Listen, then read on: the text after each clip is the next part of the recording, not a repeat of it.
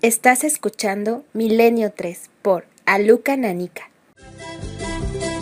Todos los que hemos sido niños con sueños de misterio, hemos soñado con el continente americano, con esta tierra hermana. A veces escuchar las notas de ciertas músicas étnicas nos reconecta de inmediato con un mundo que parece imposible. Un mundo, os lo aseguro, mágico. Un mundo donde casi todo es posible. Un mundo donde aún respiran los auténticos enigmas. Os confesaré mi emoción porque esta misma música la llevaba en los cascos en un vuelo sobre la cordillera andina. Todo el vuelo, todo el pasaje dormía y yo soñaba con los ojos abiertos, miraba las montañas nevadas e intentaba recopilar todo lo que había aprendido en uno de tantos viajes por esas tierras mágicas, mistéricas, diferentes de América. Esta noche, un nuevo viaje. La diferencia, un lugar seguro, completamente desconocido. Y es curioso porque cuando pasa el tiempo y uno deja de acudir a América, a Chile, a Perú, a Argentina, a Bolivia, a Colombia, siente que le falta algo. El perseguidor del misterio, el reportero errante, siente que allí puede pasar casi de todo. Y se explica incluso cómo eso que llaman realismo mágico tiene un sentido. Porque, de verdad, cuando uno pasa 15, 20 días, un mes, investigando, siguiendo testimonios, recuperando historias, viendo viejas piedras, se da cuenta de que ha penetrado en un espacio diferente al convencional. La sorpresa, en cualquier esquina. Pero seguramente América también tenga ese contraste entre las bellísimas ciudades aún perdidas, entre la brujería, contraste entre los ídolos desconocidos, contraste también hay que decirlo porque todavía existen casos absolutamente espeluznantes. Mirando las montañas nevadas me acordé de un hombre que hoy también vamos a recordar, Arcesio Bermúdez. Murió después de una aparición extraña. Lo investigó incluso la NASA. Eran días antes de que el hombre llegase en un sueño de siglos a la Luna. Ocurría en una selva que quedaba allá abajo del avión, Anolaima. Será uno de tantos casos, porque nuestro rumbo, amigos, señala un punto que no es muy popular en los misterios, porque parece que toda esa frondosa selva oculta la realidad. Nuestro lugar de destino es lo más hondo, lo más escondido de Colombia.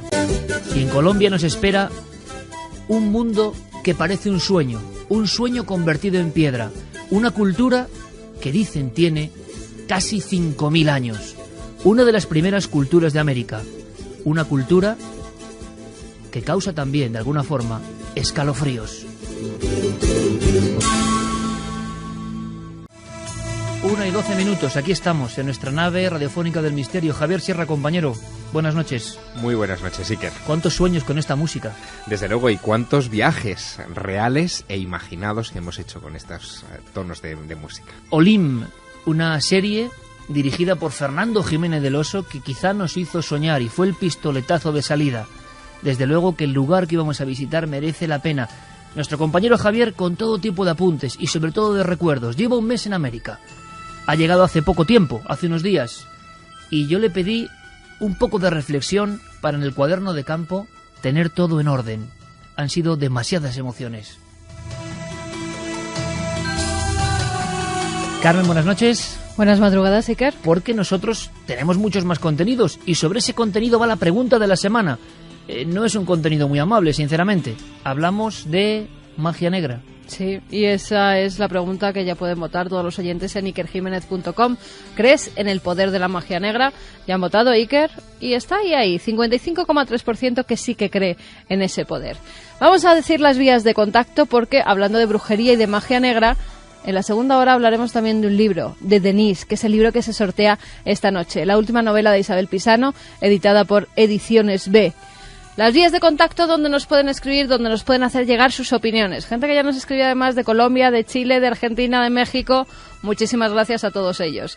Milenio3 con número @cadenaser.com, www.cadenaser.com y como siempre la nave del misterio que lo tienen que buscar en Facebook y en Twitter.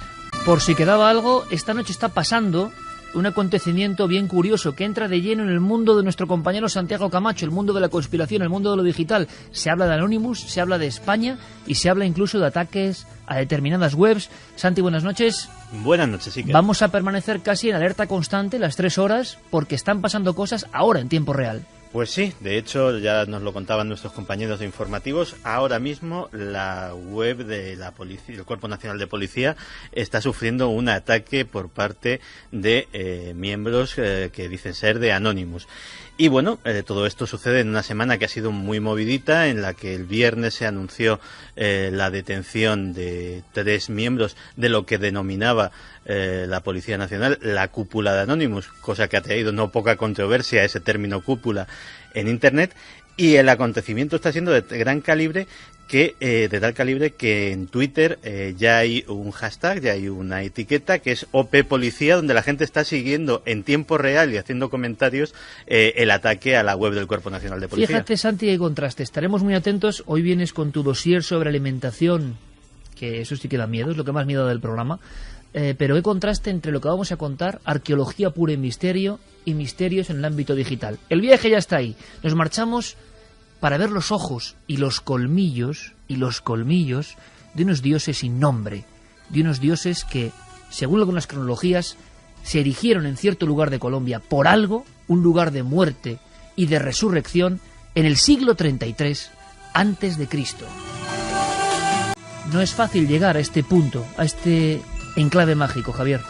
No está en las rutas turísticas habituales. De hecho, para llegar a ese lugar yo tuve que tomar un avión en Bogotá hasta la ciudad de Neiva y de allí, más o menos en el sur de Colombia, tomar un automóvil que me dejara a 194 kilómetros de la capital, del estado del Huila, en un viaje que duró 5 horas. Allí los tiempos no se miden por kilómetros como en la vieja Europa, sino que se miden por las horas que uno tarda, porque las carreteras muchas veces son impracticables. Colombia ha pasado por una época, por un invierno terrible, lleno de inundaciones. Parte de su infraestructura viaria se ha visto seriamente afectada y eso hace que los desplazamientos en el interior del país sean complejos. Por si fuera ¿Lugar poco, peligroso, Javier? Sí, por si fuera poco, estaba siempre un poco la presencia del miedo. Quizá es el miedo que tenemos los occidentales cuando vamos a un sitio que pensamos que en fin, que no pertenece a Europa, que no es 100% seguro, pero es un lugar donde hasta hace no mucho tiempo eran frecuentes los disparos contra vehículos, incluso contra vehículos aéreos por parte de narcotraficantes especialmente vinculados al cultivo de la marihuana. Así que, en fin, viajaba efectivamente a un lugar, en fin, lleno de misterios y lleno de pequeños peligros. Estamos viéndolo, porque la magia de la radio es que nos permite ver con la fantasía y la imaginación. Carreteras quebradas, barranqueras, selva. ¿Hacia dónde vas? ¿Hacia dónde vamos? Vamos a una zona alta, a 1.700 metros de altura, mucho más alta que Neiva. Es un lugar de clima templado.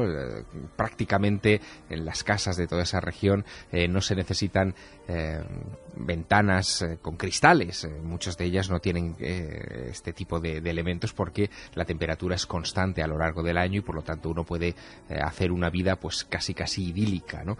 Mucha fruta, muchas zonas verdes, son lugares de muchos barrancos. Hay en la zona a la que me dirijo 5 volcanes alrededor que dejan sentir su magnética presencia porque trazan perfiles en el horizonte que son inconfundibles y que de alguna manera también son amenazantes aunque llevan siglos dormidos, y es justo en las estribaciones de esos volcanes, en medio de barrancos muy profundos por donde transcurren los afluentes del río Magdalena, que es el gran río de toda esa región que nace justo en esa zona de San Agustín, donde nos vamos a encontrar cara a cara de bruces con el misterio. Y el misterio tiene un número, una cifra que de por sí ya es impactante. 360 estatuas en medio de la nada que observan a cualquier caminante que se adentre en un parque arqueológico de 78 hectáreas de superficie, es decir, enorme. Observan con sus ojos penetrantes, pero sobre todo con sus afilados colmillos. Y nadie sabe exactamente a quién pertenecieron, porque no hay escritura sobre ese pueblo. Los llamamos la cultura de San Agustín porque fueron monjes agustinos los primeros que llegaron a esa zona, pero evidentemente no tenían ese nombre. Ignoramos sus nombres originales, lo ignoramos casi todo, hasta la edad en la que aparecieron.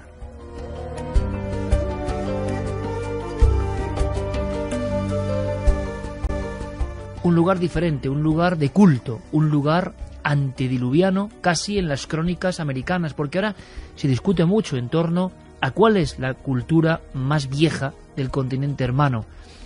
Hasta hace bien poco se ha hablado de la cultura Valdivia, investigaciones en la zona de Caral, en Perú, y además de una forma muy dramática, que tiene que ver quizá con esto, descubren piedra a piedra, guijarro a guijarro oscuro sobre la arena, la cara de un sacrificado, la cara gigante de un sacrificado. El geóglifo de Caral o chupacigarro es un hombre que parece que tiene la melena llena de sangre o le está cayendo sangre y la boca está abierta, unas fauces prácticamente, en un quejido terrible. Piensan que hace 5.500 años se instauró esta cultura, pero en Colombia se encuentra este escollo.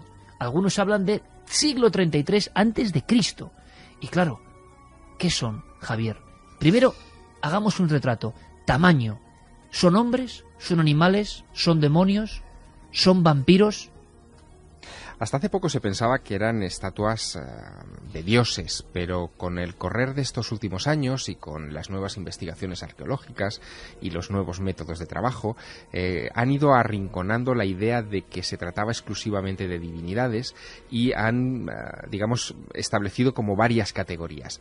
Hay hombres, hay chamanes, de hecho se han identificado algunos de los penachos o de las diademas que tienen estas estatuas extrañas, se han identificado con las diademas de plumas que todavía hoy algunas tribus autóctonas usan en algunas de sus ceremonias. Cuando tú llegas ante la primera figura hombre-animal de San Agustín... La primera es impactante. ¿Qué tamaño tiene? Descríbela, por favor, que la veamos. Está enfrente de ti. ¿Qué sientes? Es un lugar que se llama Mesita A. Mesita se refiere a unas estructuras muy parecidas a los menires y los dólmenes que nosotros vemos aquí en Europa, bajo los cuales se encuentran algunas de estas figuras de las que ahora hablaremos. De hecho, choca inmediatamente a los ojos de un europeo esa extraordinaria similitud en la disposición de las piedras. Si las encontráramos en Francia, nadie dudaría que se trata de estructuras megalíticas de 6.000, 7.000 años de antigüedad, pero allí nos estamos enfrentando a lo mismo, pero a 10.000 kilómetros de distancia. Pero lo más llamativo es que antes de entrar en la que se llama Mesita A, que sería el primer dolmen que uno se encontraría, bajo el cual hay unas estatuas muy interesantes, me encuentro con un guardián. Es un guardián de roca, es roca volcánica, gris, de unos 2,5 metros de alzada, de una corpulencia sobrenatural, parece que es 3 veces el ancho de un ser humano convencional, con ojos rasgados hacia los costados, unas fauces feroces y unos colmillos que se le salen por completo de la boca, que mira con ferocidad al visitante, que me mira con ira, ¿no? Y que está como sujetándose una barriga prominente. Hay muchos que dudan todavía hoy si se trata de una mujer y que esa barriga prominente sea la barriga de una embarazada, o si se trata simplemente de un guerrero que está en actitud, digamos, de protección. Pensaban hasta hace poco que era un dios, como te digo, pero ahora muchos empiezan a cambiar la idea. Piensan que se trata de un brujo, de un chamán, de alguien que después de haber ingerido algún tipo de sustancia psicotrópica ha adquirido las características de una fiera de la selva.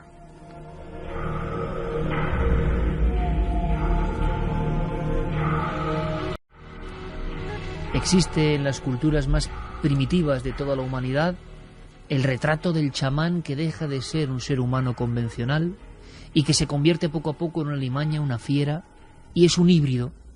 Hay muchas teorías en los viejos pueblos de todas las culturas humanas sobre por qué esas fusiones, esos hombres que no acaban de ser hombres y que tienen fiereza monstruosa. Claro, estamos caminando, gracias a Javier Sierra, todos muy atentos, amigos, de verdad, porque es un viaje no muy conocido y excepcional.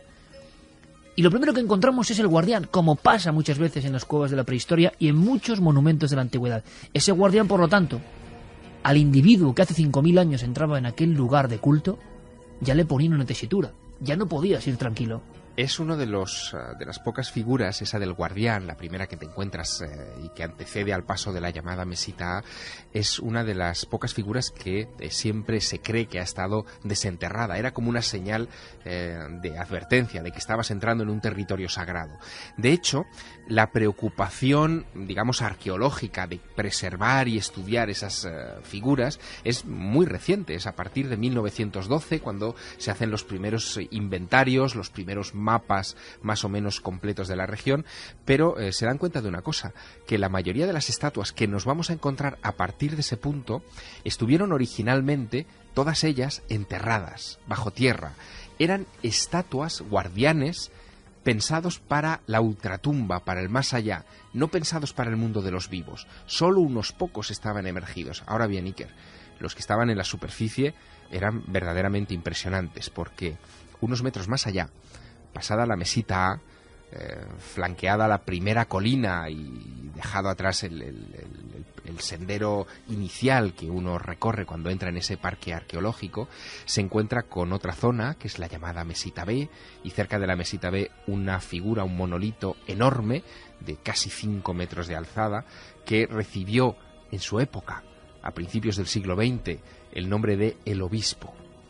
El obispo es un personaje colosal, tremendo, que sujeta entre los brazos un niño al que parece que va a partir por la mitad, como si lo quisiera despedazar. Pero cuando uno se fija mejor y observa los ojos redondos de ese obispo, entre comillas, las fauces feroces de ese obispo, se da cuenta de que justo por debajo del niño, invertido, con la cabeza clavada en el suelo, hay otra figura. Es una figura de vientre femenino, de vientre plano, que está como expulsando el niño que está recogiendo el obispo. El obispo es un partero, es alguien que está en el momento de atender el alumbramiento de una nueva criatura que él saca del vientre de la madre en esa especie de estado extraño, de estado alterado, que es lo que los arqueólogos creen que pudo haber ocurrido en el periodo en el que se construyeron esas estatuas. Porque, y he aquí lo interesante, Iker, parece que en el momento en el que se construyeron todas estas estatuas, que es el periodo que los arqueólogos llaman el periodo clásico, entre más o menos el siglo II antes de Cristo y el siglo IX de nuestra era, es el periodo en el que comienza ese pueblo, del que desconocemos muchas cosas, comienza a ingerir polvo de coca, como si ellos estuvieran utilizando algún tipo de psicotrópico para crear una nueva religión, un nuevo santuario, y hicieran las grandes cosas de la vida, que es atender a los moribundos o recibir una nueva criatura en la comunidad, bajo ese estado extraño de embriaguez. Por lo tanto, ya tenemos el retrato de un lugar de culto donde vida y muerte se mezclan. Esculturas enterradas, como en tantos otros templos de la humanidad. Y ahora ha habido noticias sobre algunos que conocemos bien, los primeros templos o el primer templo de la humanidad, los más extraños que existen, donde parece que estas fuerzas confluyen, fueron enterrados por los propios habitantes o participantes religiosos. Llegó siempre una fecha del fin del mundo para estas culturas, que enterraron y dejaron todo al olvido como un gran secreto. También se cumple aquí. Eso es otra de las claves que se encuentra en ese lugar. En un momento determinado, aquel paraje parece que se abandonó. Tuvo una expansión importante, porque ahora los modernos arqueólogos, los que están excavando en ese parque de 78 hectáreas, se están encontrando con restos de casas. Yo estuve visitando algunos de los lugares donde se estaba excavando en estos momentos, de construcciones que acogieron en su momento a miles de personas. Es muy difícil todavía calibrar en esa región todavía, en fin, salvaje, cuál fue la expansión exacta de todas las viviendas de la zona, pero lo que tienen, por cierto, los arqueólogos es que fue un lugar sagrado, muy sagrado, como un lugar de peregrinación, un foco de atracción probablemente para muchas culturas de la zona, que lo consideraban extraordinariamente santo, pero también un lugar de viviendas. Y fíjate, Francisco Romano, que es el arqueólogo responsable de las excavaciones en ese lugar, que lleva 17 años trabajando en la zona del Alto Magdalena y que me acompañó a muchos de estos recovecos, se mostraba también muy atónito, muy perplejo sobre cómo el uso o el consumo de la hoja de coca y, en fin, de los efectos que podría producir en la conciencia de esa gente, pudo haber cambiado el curso de esa civilización. Si te parece, le escuchamos.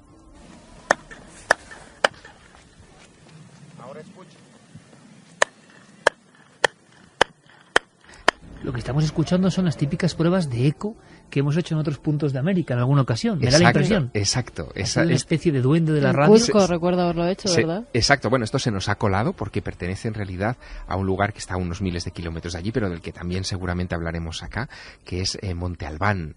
En ese patio de 200 metros de largo por 300 de ancho, resuena así el eco. En fin... Facultades de la piedra del sonido que tienen todos estos templos, que guardan una sinfonía secreta, personal. Ecos y sonidos que desconocemos cómo influyeron exactamente en la zona de San Agustín, donde ahora nos encontramos, porque no hay construcciones de ese tipo, es decir, no hay pirámides, no hay patios de esa naturaleza. Solo estas figuras. Solo estas figuras y estas mesitas, estos dólmenes. Las casas que se construyeron en su momento fueron hechas con materiales perecederos, con maderas y con barro, y no han sobrevivido hasta nuestros días. Y sin embargo, esos hombres jaguares o lo que sea que son para la eternidad. Son para la eternidad, están hechos en piedra. Vamos a ver si tenemos ahora esas declaraciones. Esas declaraciones de Francisco, sí. Por estudios paleobotánicos que se han hecho en una región vecina que es el Valle de la Plata, hemos encontrado polen de coca solo asociado al periodo clásico regional, que es el periodo del florecimiento escultórico y es el periodo, ante todo, en donde surge el liderazgo político asociado a características ideológicas. Y en esos estados alterados de conciencia, donde entra el brujo, y la brujería es fundamental, incluso nuestra pregunta va sobre eso y lo vais a entender en la segunda hora, esos estados en los que el brujo se convierte en un ser diferente a los demás, empieza una transformación, muchas veces en felino. Se ha hablado mucho, yo no sé si esto tiene que ver, en esos hombres felino de América. ¿Tiene algo que ver? Tiene que ver. De hecho, fíjate que la ingestión de estas sustancias, según Francisco Romano, el arqueólogo responsable de estas excavaciones ahora en San Agustín, tiene mucho que ver con la aparición de la cultura. Es decir, antes de la ingestión de estas sustancias estábamos hablando de pueblos primitivos que tenían una relación muy elemental, muy básica entre sí con los elementos, pero es a partir de ahí donde se produce la verdadera transformación. Y esto me recordó especialmente una teoría que muy pocas veces se recuerda, pero que a mí me parece muy interesante, de un antropólogo norteamericano llamado Terence McKenna, que él habla de cómo probablemente muchos de todos esos mitos del pasado, incluyendo el bíblico, de la ingestión de la manzana por parte de Eva, en realidad serían símbolos de la ingestión de estas sustancias. Terence McKenna, en un libro que se llamaba El manjar de los dioses, hablaba precisamente de cómo el consumo de sustancias naturales, como la coca o como el cactus San Pedro en otros lugares de América, como la ayahuasca o el peyote, lo que hicieron fue cambiar en la estructura receptiva del cerebro humano y pasamos de primitivos, de humanos primitivos, a humanos complejos. Hay un salto ahí. Hay un salto. Se ha intentado incluso verificar, midiendo esos colmillos, de las 360 estatuas, decías, Javier, para saber qué animal está fundido con los hombres ahí.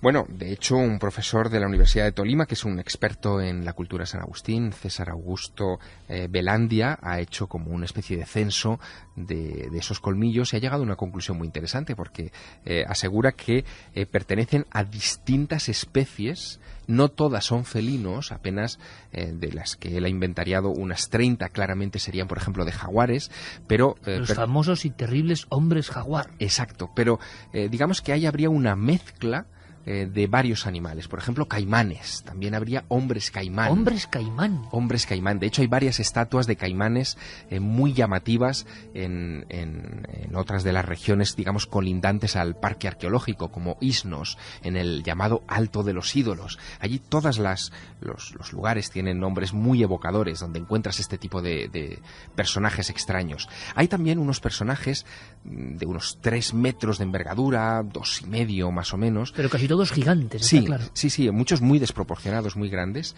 que las llaman las estatuas del doble yo o del otro yo, donde aparece la figura del humano, del chamán, digamos, o del personaje noble que se quiera representar, con alguien sobre los hombros, sobre la espalda, como si fuera una especie de sombra, espíritu, o alguien que quisiera poseerlo en un momento dado, ¿no?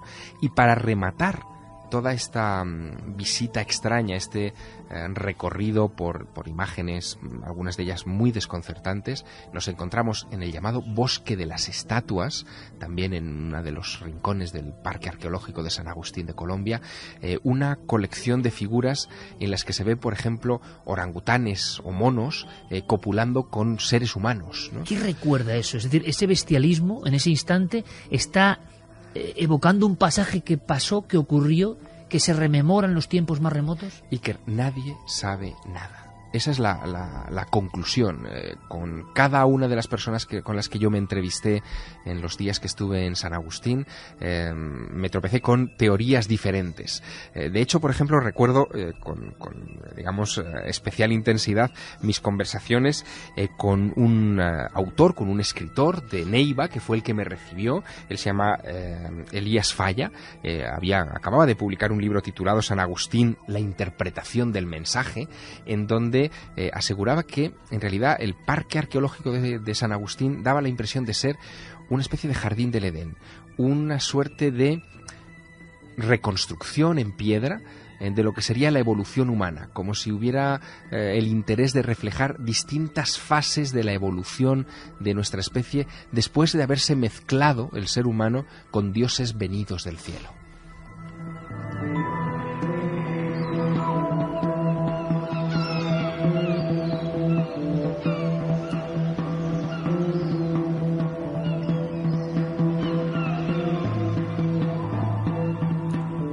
Curioso, el recuerdo, el retrato en piedra atemporal de algo que debió pasar en épocas remotísimas. Precisamente tengo aquí en la mano National Geographic, edición internacional, el nacimiento de la religión, los templos enterrados de Göbekli Tepe, y Göbekli Tepe le dan una datación, ya sin temor a la duda, de 11.600 años.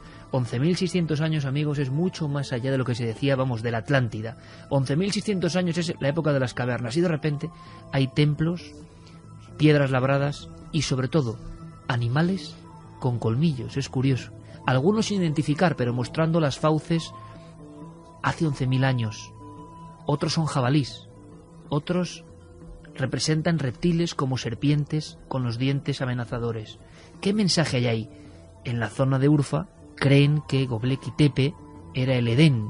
Es como si un eterno bucle de historias que solo se acuerdan de ellas los antiguos estuviéramos empezando a vislumbrarlo poco a poco. Pero en este lugar, porque también estos lugares, si fueron de culto, de vida, de muerte, de chamanismo, de transformación, de esas sombras que poseen a los iniciados y les catapultan hacia otros universos, también todavía se pueden recoger anomalías ahí dentro. Es decir, hoy en el siglo XXI, personas que han vivido el misterio o la sombra muy de cerca. El ejemplo, y que solo es posible en América, en este mundo, nos lo trae ahora Javier Sierra, porque ha recogido sucesos realmente maravillosos y espeluznantes.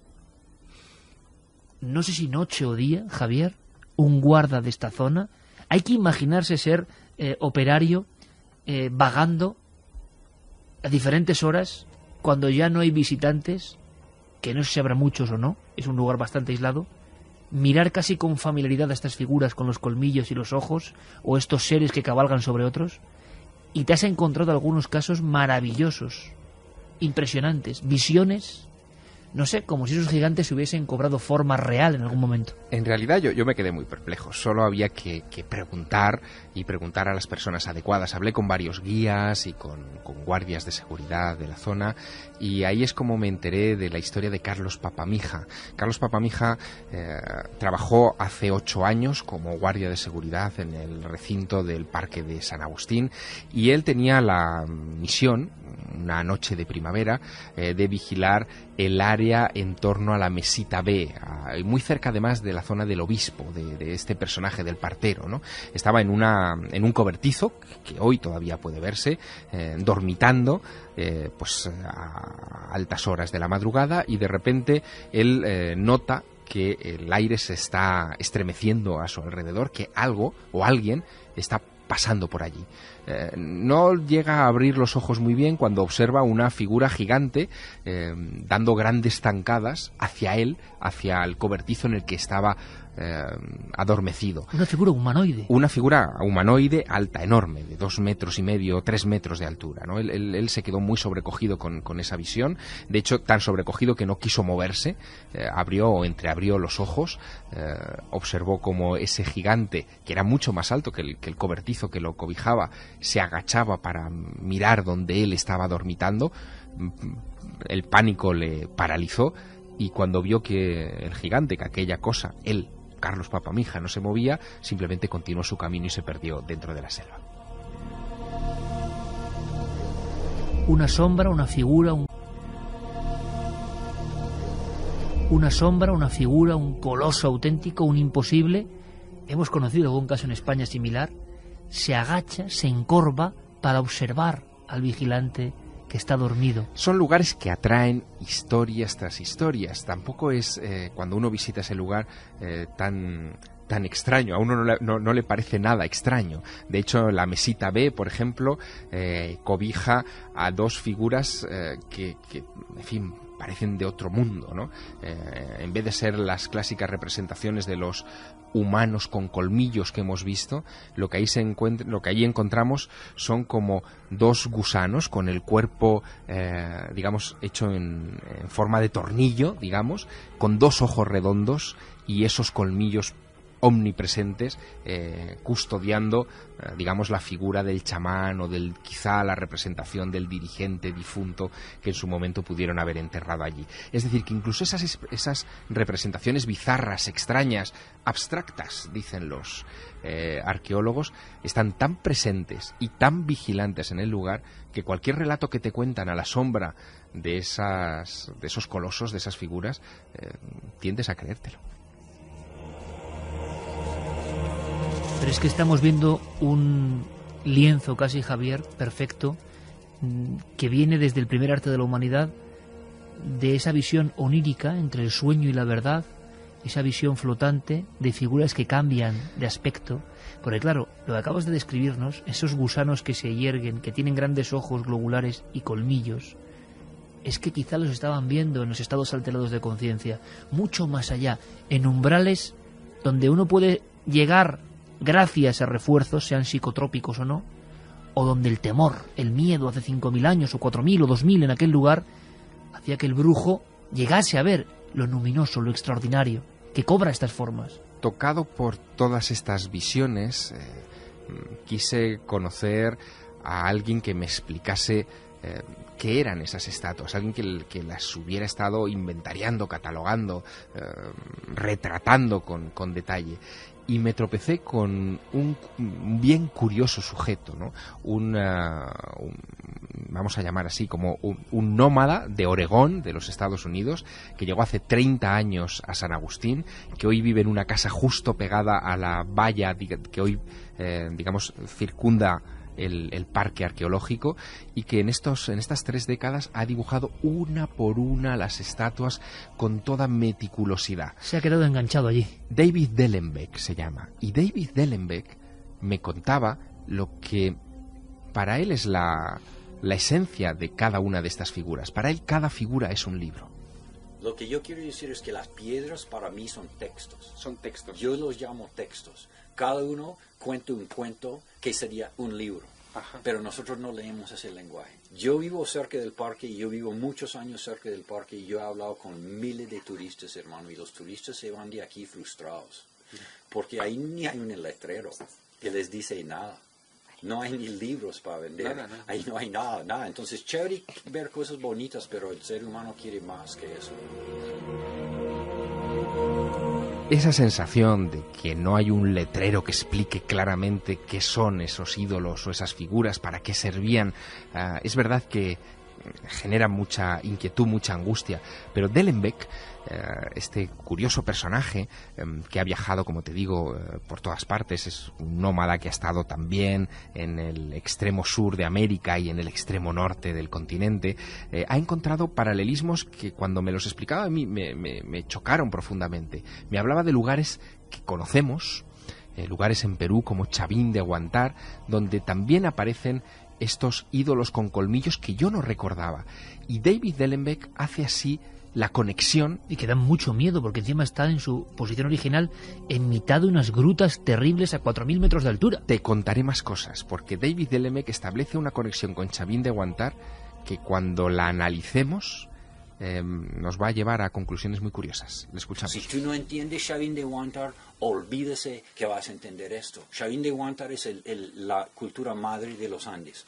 Chavín de Huántar es el nacimiento de la cultura andina y es el nacimiento de la litoescultura andina. Ahí es donde nacen los dioses, o más precisamente para mí, ahí es donde muchos hilos de muchas cosas que iban desarrollándose de 10.000 años antes de Cristo hasta 2.000 años de Cristo, como todas las plantas, cómo hacer todas las cosas, como todos los artes, cómo trabajar metal, todos esos hilos se hicieron un tapiz en Chavín.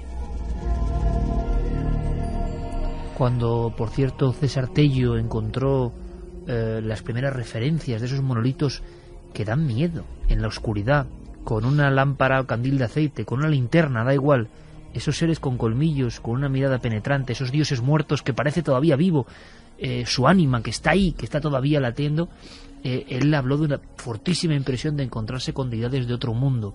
Es curioso porque, no sé si lo hemos comentado, Javier, pero las estatuas del otro yo es el nombre que le dan a esos cabalgadores o sombras o seres desprovistos de apariencia física, pero que acompañan a ciertos individuos y que son capaces de meterse en nuestro cuerpo. Podrían ser los espíritus de los antepasados y podrían ser esas mesitas, esos lugares enterrados con esas estatuas, digamos como vigilantes del inframundo, podrían ser el nexo de comunicación con, en fin, con los antepasados. Por cierto, Javier, una cosa que también pregunto a nuestros amigos, que es restos humanos en este lugar, en San Agustín. Claro, estamos viendo 300 y pico esculturas y... Estamos viendo, y lo pueden ver, en Facebook y en Twitter, algunas de las fotografías que ha pasado Javier, las ha colgado de su Guillermo viaje. León, exactamente. Esto es un lujo. Y pueden ver algunas de esas figuras porque son impresionantes. Son impresionantes. Y vamos a ir ahora con preguntas.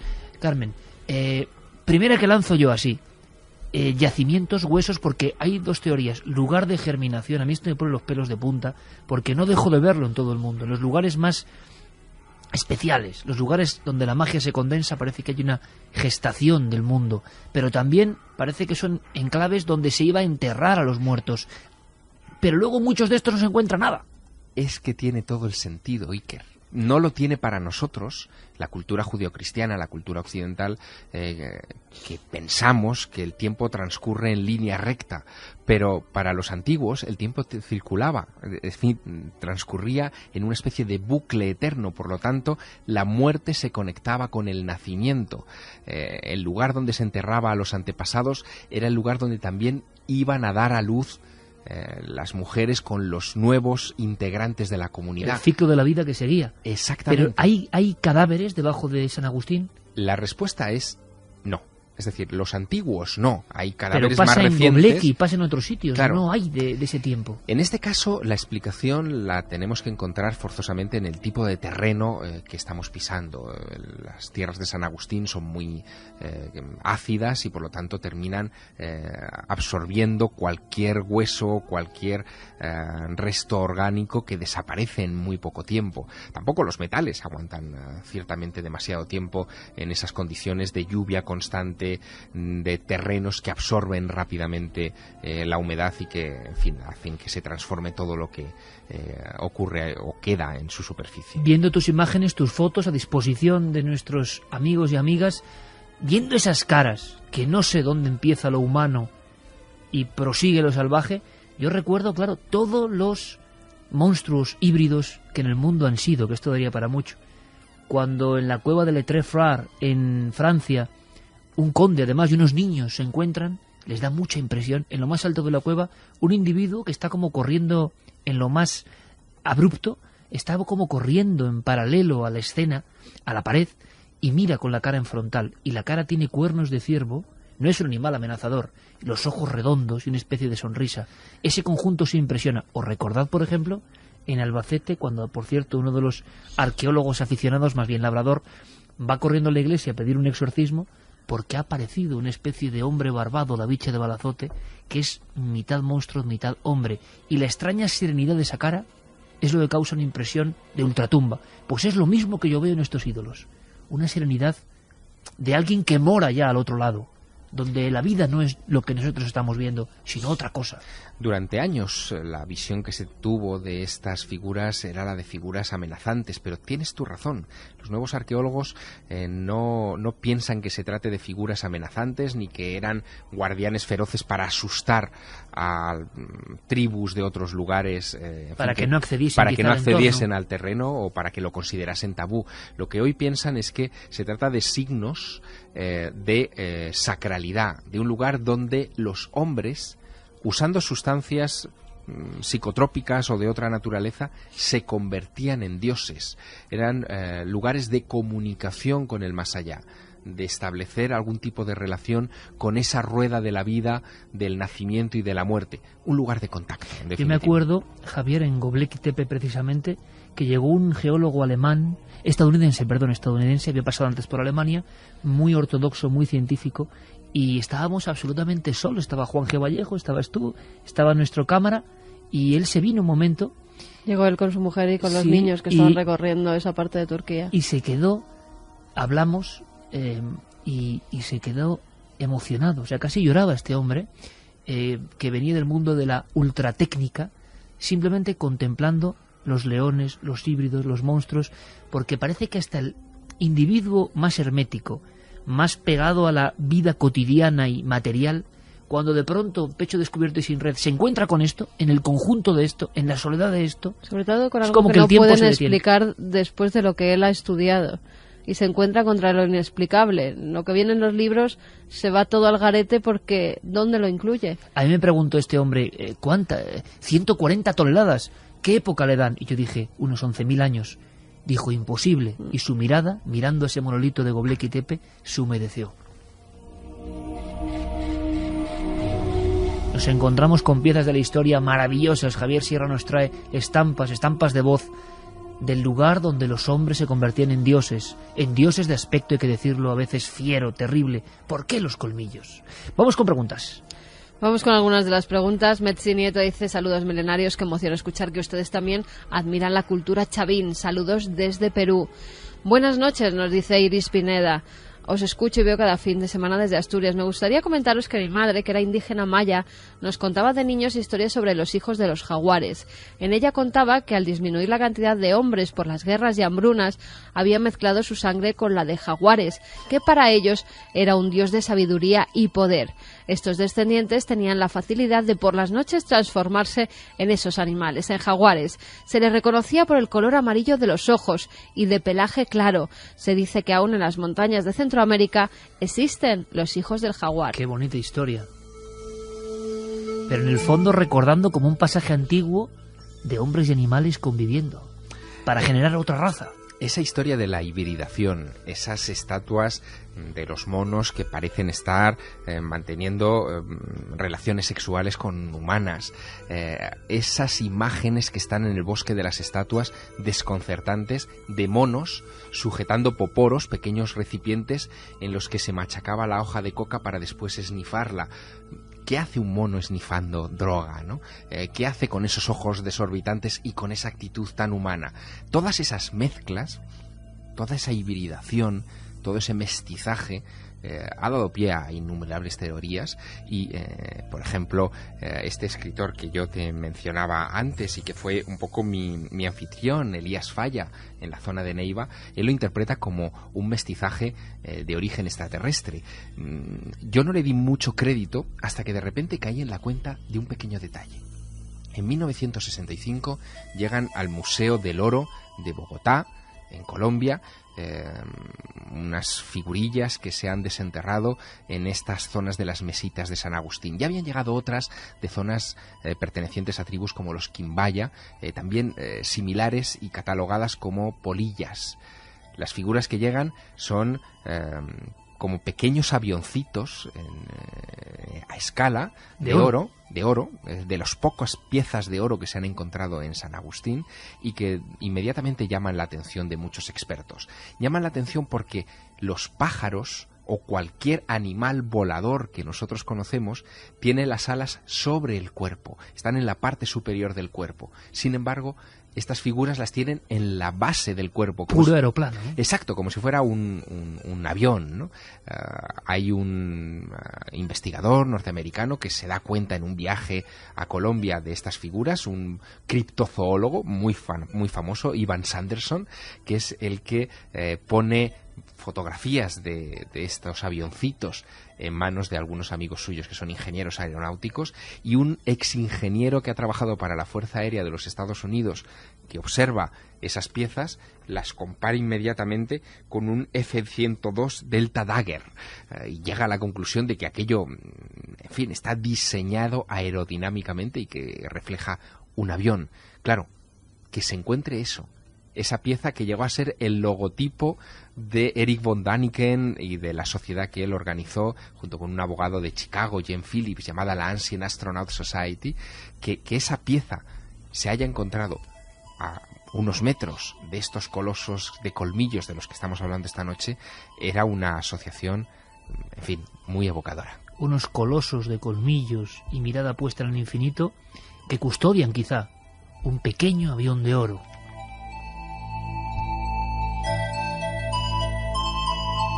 Miriam Rodríguez nos decía buenas noches a todos cuando habéis hablado de unos relieves extraños de monos copulando con seres humanos. Me he acordado de que este estilo de relieves son muy comunes en las culturas mesoamericanas, como por ejemplo los relieves olmecas, en los que los jaguares copulan con las mujeres de los que nacen los baby jaguar o baby face. Así es. O los extraños relieves de Monte Albán, de los danzantes, que no sabemos realmente lo que reflejan. ¿Qué pensáis de que en general las culturas americanas tengan la tendencia de desarrollar este tipo de relieves? Pues imagínate mi sorpresa, porque nada de esto estaba preparado, para que desde Colombia, desde la cultura de San Agustín, mi siguiente salto fuera Monte Albán. Y allí, inadvertidamente, me encontré con el edificio de los danzantes, donde hay una especie de colección enorme de la que podemos hablar después, dentro de unos minutos, una enorme colección de imágenes de personajes barbudos, de mezclas genéticas, como si fueran deformes. Algunos piensan que se trata de una enorme colección, un libro de medicina de deformes de la naturaleza. Otros, en cambio, hablan de hibridación directamente, que me llamó poderosísimamente la atención. Sobre todo porque los constructores de Monte Albán, igual que los aborígenes de la zona de San Agustín, eran gente sin barba. O sea que te vas a quedar unos minutos más y hacemos por lo menos un planeo, ¿eh? Mira, vamos a poner de nuevo esta canción terrible y tremenda. Porque nuestro camino sonoro continúa y ha sido una oyente la que ha dado ese paso, esa pieza nueva, ese siguiente estadio del puzzle. Más preguntas, más cuestiones. Antonio de Madrid dice: nos resultan muy parecidos algunos de esos seres a los descritos por los dogones, los cuales llegaron desde el cielo, tenían escamas, eran altos y con grandes colmillos. Un saludo, me encantan vuestros programas. Sobre todo se parece al lanzón de Chavín de Huántar, esa figura de 5 metros y medio que tiene unos enormes colmillos y que algunos describen como un enano con una cabeza desproporcionadamente grande, y donde se ha llegado a especular con que en realidad no se trataría de una divinidad, sino de un feto estilizado de 7 meses, que es más o menos la proporción que guardarían la cabeza en relación al cuerpo. Gustavo Campo, que nos decía: Erich von Däniken dedica el capítulo 4 de la estrategia de los dioses al complejo de San Agustín. Lo acabo de sacar aquí la portada, Javier Sierra. Y el capítulo 5 a un misterio mucho más antiguo en Colombia, la ciudad perdida en la Sierra Nevada. Buritaca 200. Eso viene ahora. Santi de Chiclana dice: lo que contáis suena a la película de Relic. Impresionante, Javier. Batalla Solís dice: hola, qué fotos tan interesantes habéis puesto. Son unas estatuas impresionantes. No me suena haber visto nada parecido jamás. Javier, ¿qué se siente viendo una auténtica? Santi de Chiclana dice: lo que contáis suena a la película de Relic. Impresionante, Javier. Batalla Solís dice: hola, qué fotos tan interesantes habéis puesto. Son unas estatuas impresionantes. No me suena haber visto nada parecido jamás. Javier, ¿qué se siente viendo un auténtico misterio a tan poca distancia? Besos desde Málaga. Seguimos con más, porque Javier va a contestar ahora. Dani Santos, os oigo en el iPod, ahí donde voy, os tengo mucho cariño. Un abrazo desde Alemania, de un milenario de 15 años. Desde Alemania. Por cierto, que si nos vamos de gira este verano, si vamos a ir a San Agustín. Ojalá pudiéramos, nunca se sabe. Más preguntas nos dicen sobre Perú, en el departamento de Arequipa, que si existen puertas dimensionales labradas en las montañas. Bueno, preguntas de todo tipo. Evidentemente, cuando hablamos de América sale el lado mágico, el lado de ese realismo fantástico. Nos hemos centrado en Colombia, en este lugar que era muy desconocido, y quedan algunos retazos, algunas pistas, algunos elementos que son interesantísimos. Los recorreremos en este viaje y además vamos a empezar la siguiente hora de Milenio 3 a las puertas del infierno, a las mismísimas puertas del Averno, que también lo había, evidentemente, para la antigüedad. ¿Y qué se sentía ahí? ¿Qué se vivía ahí? ¿Quién sale al paso en esa oscuridad? Lo comentamos y seguimos con muchos más temas. La magia negra, protagonista también esta noche, aquí, en Milenio 3.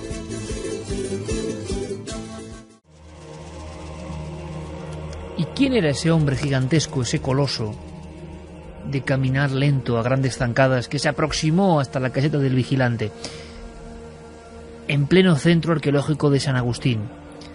Y es que toda América está preñada de este tipo de sucesos, de casos. Dicen incluso algunos expertos, por ejemplo en el Islam, que los musulmanes tienen bastante miedo, en general, los más metidos en la ortodoxia de las creencias, a acudir a yacimientos arqueológicos porque piensan que los jinas, los dijins, los demonios, los aparecidos, lo que no es humano pero que vaga en algunos lugares, queda imantado a esas rocas. Por ejemplo, nada que les espante más que los pueblos o culturas ya desaparecidas, las ruinas que duermen bajo la arena. Colombia, que fue nuestra primera parada, es un lugar rico en acontecimientos y simplemente como apunte, para terminar, para acabar con ese viaje, no muy lejos de este lugar de los colosos de dientes afilados, de los hombres jaguar, los caimanes humanos, los gusanos con grandes cráneos y fauces afiladas, no muy lejos de todo esto, poco antes de que el hombre llegase a la luna, ocurría un caso que siempre ha estado citado como uno de los más horrendos y enigmáticos de la historia de la ufología. Pero lo que describía el testigo era bastante parecido a lo que ha contado Javier Sierra, que a su vez aseguraba ese vigilante de San Agustín. Era el 4 de julio de 1969, o sea, 16 días antes apenas de el gran sueño de llegar a nuestro satélite.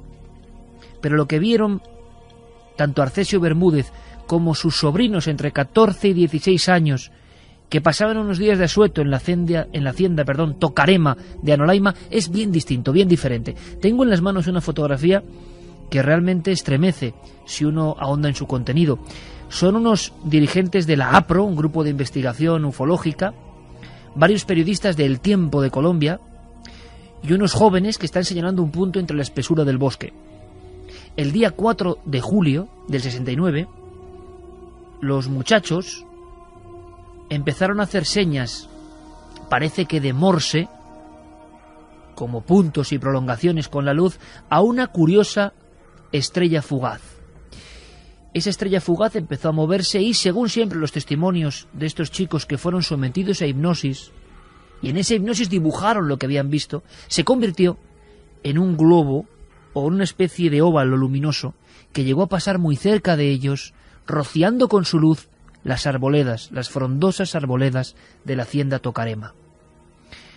En cierto momento de este encuentro, esa especie de globo luminoso en mitad de la noche, ante los espantados testigos, desciende, balanceándose.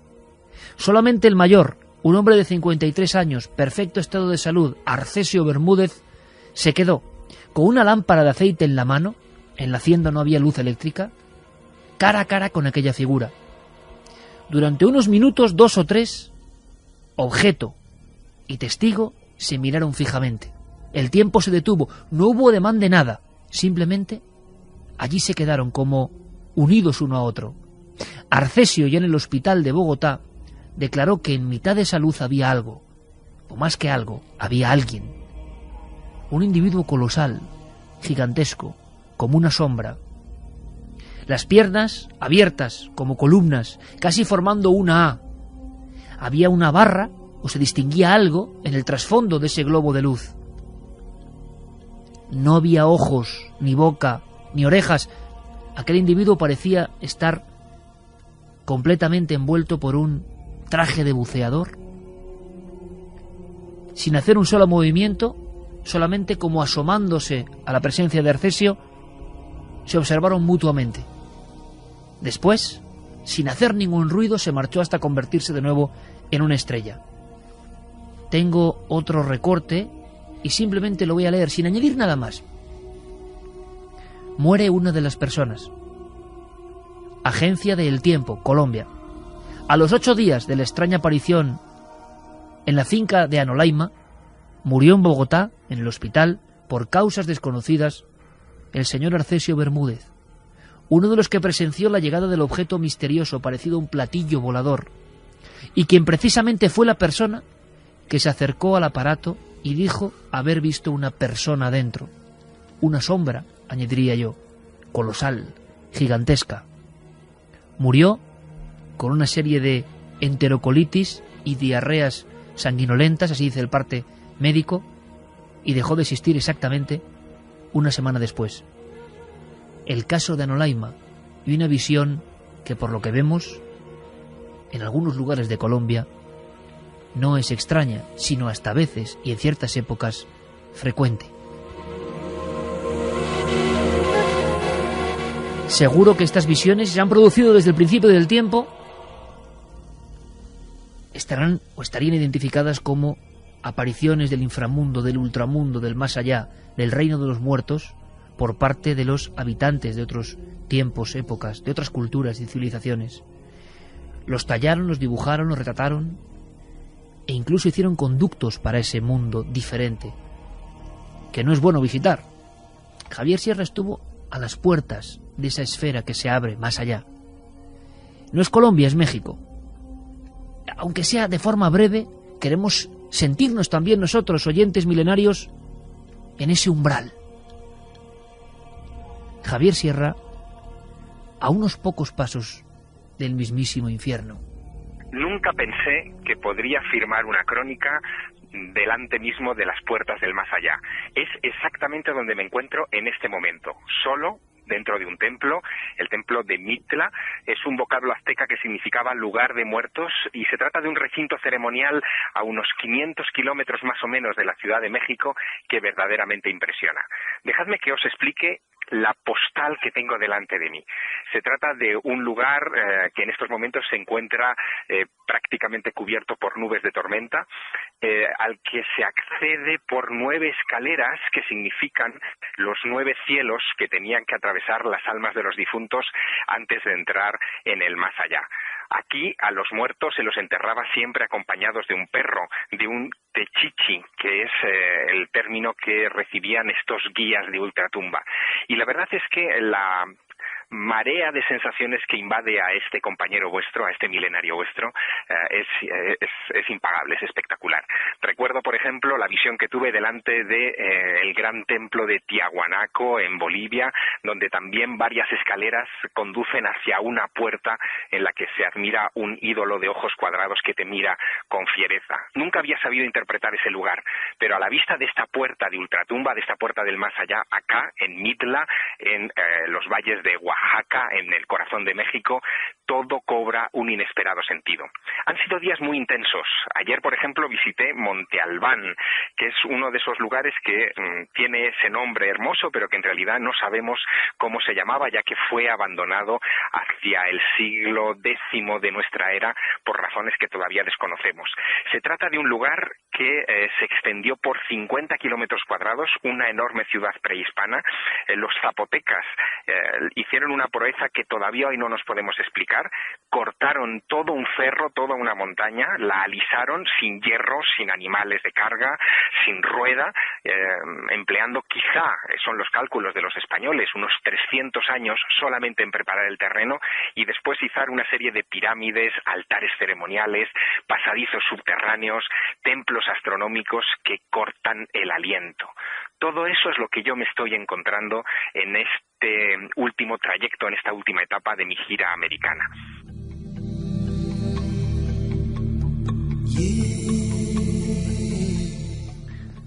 2:15. Sería la postal final, Javier, la crónica en el lugar de los hechos, a las puertas del más allá. Solo en América puede pasar esto. Solo y en un lugar como Mitla, cuyo nombre viene de Mitlantecutli, el dios de los muertos de los aztecas. Terrible aspecto. De terrible aspecto, ese lugar cobra una vida inusitada. Fíjate que allí entendí, quizá un poco embriagado por todas las imágenes que me rodeaban durante aquellos días de visita a México y después de haber venido de ver la cultura de San Agustín en Colombia, allí entendí de repente, o creí entender de repente, algo que los arqueólogos todavía no han sabido interpretar, que son los frisos que rodean el templo de Mitla. Son frisos geométricos que forman como escaleras que suben, escaleras que bajan, espirales, pero todo deja, digamos, quedan huecos entre todos esos diseños geométricos para que la imaginación las recorra como si fueran los pasadizos del más allá. Los antiguos egipcios, en su libro de los muertos, imaginaban que el difunto tenía que atravesar una serie de pasadizos angostos, de escaleras, de giros y requiebros extraños, antes de convertirse en una estrella en el firmamento y pasar a la inmortalidad. Bueno, pues ese camino al más allá es la sensación que daban esos relieves que, como te digo, a fecha de hoy todavía no han sido correctamente interpretados. Y una vez más, obras de ingeniería alucinantes, explicaciones arqueológicas que llegan hasta un punto pero que no conectan con la esencia a veces de las cosas, la esencia emotiva, la esencia que despierta algo de lo más hondo de nuestras células, que conecta con eso. Y una vez más, América, que creemos que se ha contado casi todo, llena de tesoros. Yo creo que, Javier, lo que tenemos que hacer es vagar a lo largo de estas visiones que has tenido. Hay muchas sorpresas, muchos encuentros, y siempre va unido el puro misterio con la sensación. Decía una oyente, si había puertas dimensionales en algún sitio, esta podía ser una de ellas, pero sobre todo la sensación que uno se llevaba, que es difícil de resumir, me imagino, que tú incluso hacías paralela a esa visión tremenda de ese monolito solitario en un lugar desolado como Tiahuanaco, ese gigante. Da la impresión de que los gigantes, quién sabe, esos gigantes o esos ellos nos visitaron en alguna ocasión. Cuando uno recorre el mundo no se le puede dar esta idea, y no es porque sea fantasioso, sino simplemente hay que ver. Hay que ver esos monolitos, como por ejemplo el dintel que corona la puerta del templo de Mitla, que pesa 18 toneladas, que es de una sola pieza de basalto y que realmente, en fin, impresiona, sobrecoge. Y sobre todo hay que tener en cuenta algo que a mí me estremece cada vez que lo recuerdo. Tiahuanaco, la cultura de San Agustín, esa puerta al más allá, al lugar de los muertos que es Mitla, Monte Albán, Teotihuacán, todos esos lugares fueron encontrados desiertos por los españoles. Se abandonaron en un momento determinado, algunos de ellos se enterraron deliberadamente y todavía no sabemos por qué. Pues nosotros, con el pico y la pala de la imaginación y la palabra, intentaremos ahondar, excavar y buscar secretos y misterios para compartirlos con todos vosotros. Gracias, Javier Sierra, por estas pinceladas, por este cuaderno negro que siempre compartimos y que está lleno cada vez más. Es un tesoro de vivencias. Mañana, en la Feria del Libro, compañero... Mañana cierro la Feria del Libro. Ha sido el firmante. Mañana y tarde vas a estar. Mañana... Le gusta lo duro aquí al amigo. Mañana tendré sesión de mañana y de tarde en la Feria del Libro. Es el día que se cierra la Feria del Libro. Y que te están llegando milenarios y milenarios y milenarios. Uno detrás del otro, trayéndome muchos recuerdos y pidiéndome que Santi, que Carmen y que tú, que por favor, que escribáis más y que vayáis a firmar también. Ojalá porque es maravilloso. No podemos con todo. Bueno, Santi sí, que ha escrito también su libro de Chernóbil, pero yo guardo con una gran emoción, ¿verdad? Creo que la feria es la fiesta del libro, la fiesta de la cultura. Fíjate qué detalle, para quitar un poco de densidad a esto, ¿no? Precisamente hoy veníamos hacia la radio por nuestra bueno, por una calle cerca del Retiro donde vivimos, y he visto que habrían 2 chicos, fíjate qué visión, Javi, ¿no? 2 chicos muy jóvenes, yo creo que eran marido y mujer, no lo sé, estaban ahí, han abierto una librería para niños y con juguetes para niños, con un entusiasmo tremendo. Dice, en los tiempos que corren, ¿no? Todo el mundo hablando de la crisis, de lo mal que está todo, hay gente que sigue apostando, jugándose su dinero, héroes, los que llevan hoy comercios personales son héroes, yo quiero animarles. Y el Retiro y la fiesta de los libros supura un poco, en el buen sentido, todo eso, ¿no? El amar las letras, la cultura, la imaginación, la fantasía, el cultivarse, el hacerse de verdad grande por dentro, absorbiendo conocimientos de otros maestros. Bueno, pues allí estará Javier Sierra. Yo echo mucho de menos estar en la Feria del Libro. Montábamos una gran escandalera, ¿te acuerdas? Sí. Va a ser como un clásico también. Y ahora Javier Sierra hace lo propio. Así que como sabemos que muchos milenarios van a saludarle, pues bueno, Javier, de forma global, un saludo y un abrazo para todos ellos los que mañana estén contigo. Lo hago con cada uno de los que llega trayéndome recuerdos para la familia de los milenarios. Claro. Javier, suerte, hasta la próxima, compañero. Gracias, hasta pronto. A triunfar mañana.